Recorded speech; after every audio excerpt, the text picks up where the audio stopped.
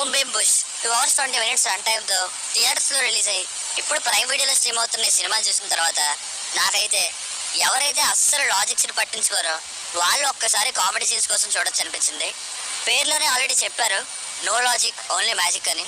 కానీ లాజిక్స్లో ఉన్నారంటే మాత్రం వాళ్ళకి నచ్చడం కష్టం ఈ సినిమా.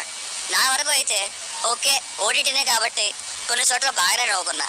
నిజానికి మొదటి 20 minutes చూసి నో లాజిక్ ఓన్లీ మ్యాజిక్ అని కాకుండా నాట్ ఈవెన్ సింగిల్ లాజిక్ అని పెట్టుంటే యాప్ట్గా ఉండేది అనిపించింది. కాసేపటికి ఇంకా సినిమాకి అలవాటు పడడం వల్ల ఏమో స్టోరీలో ఒక ఫ్లో ఉంది, స్టోరీ టెల్లింగ్ బాగుంది. ఆ కామెడీ టైమింగ్కి కాస్త కనెక్ట్ అయ్యా. ఫ్యామిలీతో చూడొచ్చా అంటే కొన్ని ఇబ్బంది పెట్టే డైలాగ్స్, ఇంకా ఒక 40 minutes రన్ టైం అప్పుడు వచ్చే ఎక్స్పోజింగ్ మరియు డబుల్ మీనింగ్ సీన్స్, ఇవి తప్ప మిగతా చూడొచ్చు. కానీ కొన్ని చోట్ల అయితే ఇబ్బంది పడతారు. బేసిక్ స్టోరీ లైన్ ఏంటంటే ముగ్గురు స్నేహితులకి మొత్తానికి డాక్టరేట్ బలవంతంగా వచ్చాక సైన్స్ని యూజ్ చేసి దెయ్యాలు వదిలించే ఇలాంటి పనులతో జనాల దగ్గర ఎక్కువ డబ్బులు కొట్టద్దు అని చూస్తారు. ఈ ప్రాసెస్లో భైరవపురం అనే ఊర్లో వీళ్ళకి దెయ్యంతో ఉన్న ఎలాంటి ఛాలెంజ్ వచ్చింది, వీళ్ళు ఏం చేశారన్నది స్టోరీ. ప్లస్ పాయింట్స్ లాజిక్స్ తీసేస్తే సెకండ్ హాఫ్ నవ్వుకోవడానికి సరైన కాంపిటీషన్స్ ఉన్నాయి. ఈవెన్ వన్ లైనర్ డైలాగ్స్ కూడా నవ్వుని తెప్పిస్తాయి.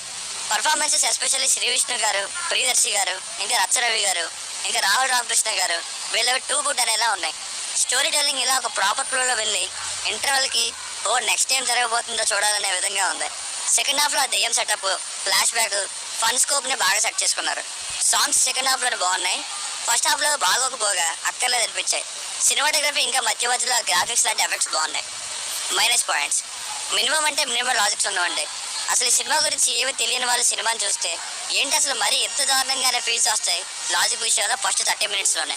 ఈ నో లాజిక్ అనే పాయింట్ని చాలా సీరియస్గా తీసుకున్నారు అనిపించింది. ఫస్ట్ 30 minutes ఎందుకు అంతసేపు వీళ్ళకి డాక్టరేట్ గురించి చూపించారో తెలియదు. దీనివల్ల ఓవరాల్ ఫస్ట్ హాఫ్ ఇంపాక్ట్ తగ్గింది.